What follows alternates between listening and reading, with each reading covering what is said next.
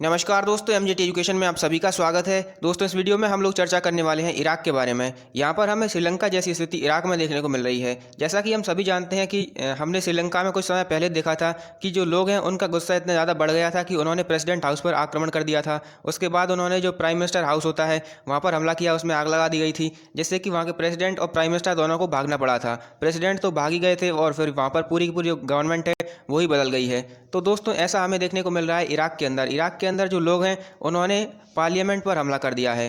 तो ये जो दोनों घटनाएं हैं वो काफ़ी ज़्यादा सिमिलर हैं, लेकिन सेम नहीं है। सेम इस तरह से नहीं है क्योंकि दोस्तों ये जो कारण है, जो श्रीलंका के अंदर कारण था, इकोनॉमिक क्राइसिस हुआ था, तो वो अलग कारण है। और यहाँ पर इराक के अंदर कारण कुछ और है। इराक के अंदर सरकार बिल्कुल भी स्टेबल नहीं है। हर साल में नए नए इलेक्शंस होते रहते हैं और यहाँ पर कोई भी पार्टी अपनी स्टेबल गवर्नमेंट नहीं चला पाती है। तो यहाँ पर ऐसी स्थिति हमें देखने को मिल रही है जहाँ पर इराक के अंदर जो लोग हैं उन्होंने पार्लियामेंट पर आक्रमण किया और वहाँ पर घुस गए हैं। और पिछले एक सप्ताह के अंदर हमें 2 बार आक्रमण हुए देखने को मिले हैं इराक की पार्लियामेंट पर। यहाँ पर आप न्यूज़ देख सकते हैं, Iraq clerics followers camped out in parliament for second day. तो यहाँ पर 2 दिन से लगातार जो लोग हैं वो यहाँ पर बैठे हुए हैं। यहाँ पर आप देख सकते हैं इराक में संसद में दूसरी बार घुसे प्रदर्शनकारी, मुल्क पर मंडरा रहा गृह युद्ध के बादल, खून खराबे की आशंका। तो यहाँ पर इस तरह की न्यूज़ हमें देखने को मिल रही है भारत के अंदर, जहाँ पर इराक की जो न्यूज़ है वो हमें इस तरह से देखने को मिल रही है। आप यहाँ पर कुछ इमेजेस भी देख पाएंगे। तो दोस्तों, अब वीडियो में आगे बढ़ेंगे, इसका कारण जाने उससे पहले मैं आपसे पूछना चाहता हूँ एक क्वेश्चन। यहाँ पर आपसे पूछा जा रहा है कि निम्नलिखित में से कौन से देश की जो पार्लियामेंट है उसे ड्यूमा कहा जाता है। दोस्तों, आप सभी जानते होंगे कि जो पार्लियामेंट्स हैं वो हर देश में अलग अलग होती हैं। कहीं कहीं पर यूनिकैमरल जो लेजिस्लेचर है वो होता है, कहीं पर बाईकैमरल लेजिस्लेचर होता है। यहाँ पर दोस्तों अलग अलग भाषाओं में अलग अलग नाम होते हैं पार्लियामेंट्स के। यहाँ पर आपको बताना है कि जो ड्यूमा है वो किस देश की पार्लियामेंट को कहा जाता है। आपके ऑप्शंस हैं जापान, यूएसए, कनाडा और रशिया। यदि आप इसका सही आंसर जानते हैं तो अभी कमेंट बॉक्स में बता सकते हैं, और यदि आप नहीं जानते हैं तो इसका सही आंसर आपको पता चलेगा इस वीडियो के एंड में। तो वीडियो को एंड तक आप जरूर देखिएगा, और यदि अभी तक आपने एमजेटी एजुकेशन को सब्सक्राइब नहीं किया है तो आप अभी कर दीजिए, इससे इसी तरह की ट्रेंडिंग वीडियोज़ की नोटिफिकेशंस आपको लगातार मिलती रहेंगी।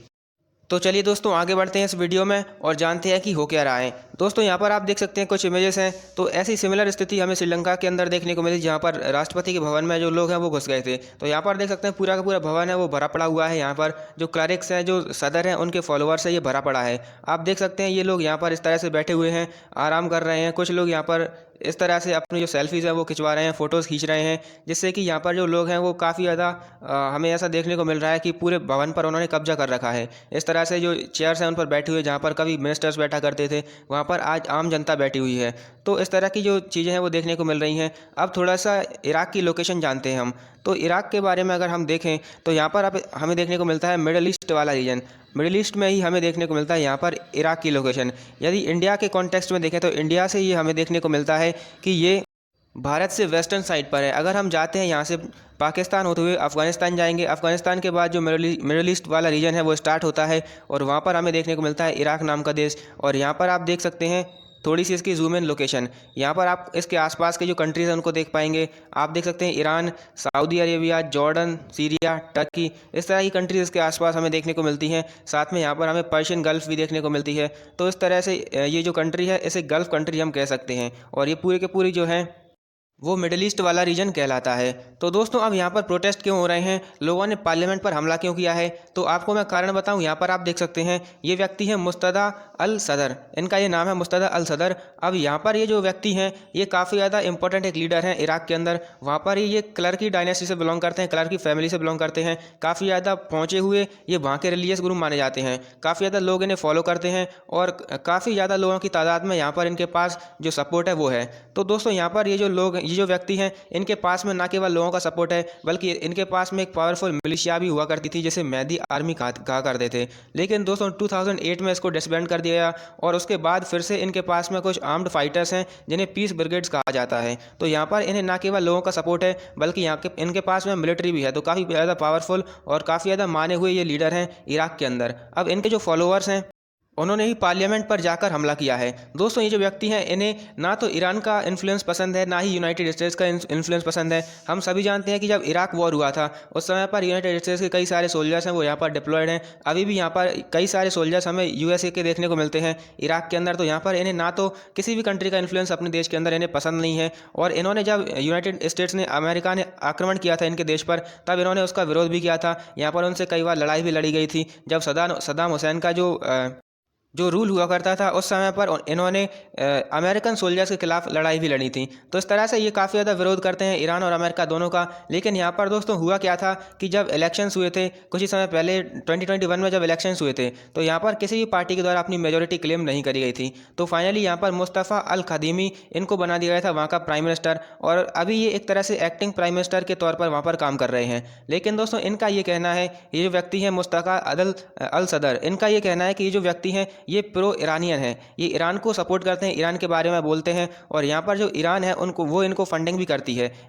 तो इनके काफ़ी ज़्यादा क्लोज रिलेशंस हैं ईरान से, और यहाँ पर ईरान का इन्फ्लुएंस काफ़ी ज़्यादा बढ़ जाता है इसके कारण से इराक के अंदर। जैसे कि ये जो व्यक्ति हैं इन्हें बिल्कुल भी पसंद नहीं है, जैसा कि मैंने आपको बताया कि इन्हें किसी भी कंट्री का अपने देश के अंदर इन्फ्लुएंस बिल्कुल भी पसंद नहीं है, जिसके कारण से इनके जो फॉलोअर्स हैं वो यहाँ पर इनके खिलाफ बगावत कर रहे हैं, और काफ़ी लंबे समय से यहाँ पर एक स्टेबल गवर्नमेंट हमें देखने को नहीं मिली है। समय समय पर कई हमें साल भर में एक साल के अंदर यहाँ पर इलेक्शंस देखने को मिलते हैं, सरकारें बिल्कुल भी स्टेबल नहीं हैं। इसी तरह से यहाँ पर एक तरह से पॉलिटिकल क्राइसिस चल रहा है। तो यहाँ पर इसी तरह से यहाँ पर ये जो लोग हैं इन्होंने पार्लियामेंट पर आक्रमण किया, और यहाँ पर वहीं पर ये अपना डेरा जमा कर बैठ गए हैं, वहाँ से निकलने का नाम वो नहीं ले रहे हैं। उनका कहना है ये किस तरह के जो प्राइम मिनिस्टर बनाए गए हैं इन्होंने अपने देश को छोड़कर ईरान का सपोर्ट किया है, और इस तरह से कई सारी चीज़ें वहाँ पर चल रही हैं। और हम सभी जानते हैं कि ईरान इराक दोनों अलग अलग जो हैं, तो दोनों मेजोरिटी इस्लाम कंट्रीज ही, लेकिन इस्लाम के अंदर ही अलग अलग फैक्शंस हैं, शिया और सुन्नी के नाम से हम सभी जानते हैं।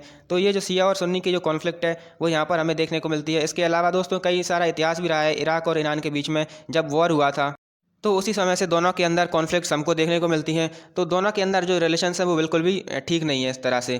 तो इराक के अंदर पॉलिटिकल क्राइसिस चल रहा है, और यहाँ पर श्रीलंका जैसे हालात हमें देखने को मिल रहे हैं। हालांकि कारण दोनों का अलग है, लेकिन जो अंजाम है वो काफ़ी ज़्यादा सिमिलर हमें देखने को मिल रहा है। तो ये सारी की सारी चीज़ें हैं इस पर्टिकुलर न्यूज़ के बारे में। तो दोस्तों उम्मीद है आप सारी चीज़ें समझ पाए होंगे और काफ़ी ज़्यादा नॉलेज यहाँ से गेन कर पाए होंगे। अब वीडियो को समाप्त करें उससे पहले मैं आपको बता देता हूँ, जो क्वेश्चन मैंने आपसे पूछा था उसका आंसर मैं आपको देता हूँ। यहाँ पर आपसे पूछा गया था कि निम्न में से कौन सी कंट्री की पार्लियामेंट को ड्यूमा कहते हैं। तो जो ड्यूमा पार्लियामेंट है वो रशिया की पार्लियामेंट है। रशिया की जो पार्लियामेंट है उसको हम ड्यूमा नाम से जानते हैं। यहाँ पर और भी कई सारी कंट्रीज हैं, इनकी जो पार्लियामेंट है उनके नाम भी हम जान लेते हैं। यहाँ पर आप देख सकते हैं दोस्तों, जो जापान है उसकी पार्लियामेंट को हम डाइट कहते हैं। यूएसए की कांग्रेस है। इसके अलावा यहाँ पर आप कुछ मेजर कंट्रीज और देख पा रहे होंगे, जैसे कि रशिया है, रशिया की को तो ड्यूमा कहते ही हैं। यहाँ पर इंडिया की जो पार्लियामेंट है उसको संसद कहा जाता है, और जो पाकिस्तान की है उसको कहा जाता है नेशनल असेंबली एंड सेनेट। यहाँ पर जो फ्रांस है उसकी जो पार्लियामेंट है उसका नाम है नेशनल असेंबली। यहाँ पर कनाडा की पार्लियामेंट को पार्लियामेंट ही कहा जाता है, और जो चाइना की पार्लियामेंट है उसे कहते हैं नेशनल पीपल्स असेंबली। तो यहाँ पर कुछ जो मेजर कंट्रीज़ हैं उनकी पार्लियामेंट के नाम यहाँ पर आप देख सकते हैं, और ये काफ़ी ज़्यादा इंपॉर्टेंट भी है आपके लिए। तो दोस्तों उम्मीद है आप अच्छी तरीके से इस वीडियो को समझ पाए होंगे। इसके अलावा मैं आपको थोड़ी सी चीज़ें इराक के बारे में बता देता हूँ। तो इसकी जो लोकेशन है और इसकी जो आसपास की कंट्री है उनके बारे में तो हम वीडियो के शुरुआत में ही देख सकते हैं। यहाँ पर आप देख सकते हैं इराक की जो कैपिटल है वो है बगदाद, और यहाँ पर आपको कुछ इंपॉर्टेंट रिवर्स देखने को मिलती हैं। एक है यूफ्रेट्स रिवर जो कि यहाँ से सीरिया से यहाँ पर एंटर करती है।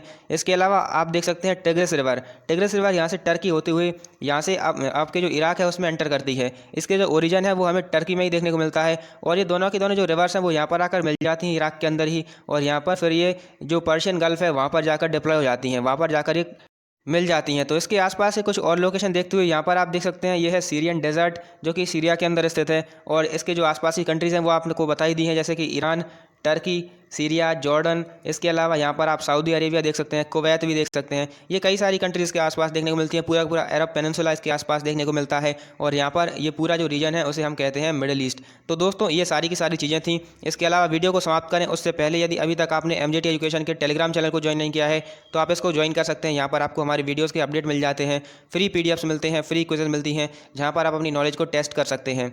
यहाँ पर आपको ग्रुप D की जो बैचेस हैं वो स्टार्ट करी गई हैं, जहाँ पर आपको GS और साइंस के कंप्लीट बैचेस हैं पढ़ाए जा रहे हैं, करंट अफेयर्स भी पढ़ाए जा रहे हैं मात्र 399 रुपये में। तो यदि आप इनको ज्वाइन करना चाहते हैं तो अभी कर सकते हैं, ये रेट कभी भी बढ़ सकती है, और इसकी लिंक आपको डिस्क्रिप्शन में प्राप्त हो जाएगी। और यदि आपका कोई डाउट है वो भी आप क्लियर कर सकते हैं, डिस्क्रिप्शन में आपको एक नंबर दिया होता है, वहाँ पर आप अपनी जो क्वेरी है उसको सॉल्व करवा सकते हैं। यहाँ पर इन बैचेस के अंदर आपको टॉपिक वाइज क्लासेस पढ़ाई जाती हैं, आपको डिटेल्ड PDF प्रदान किए जाते हैं, आपको प्रैक्टिस सेट देते हैं जहाँ पर आप अपनी जो प्रैक्टिस है वो कर सकते हैं, आपको स्ट्रैटेजी भी बताई जाती है जहाँ पर आप अपनी तैयारी को और बेहतर बना सकते हैं।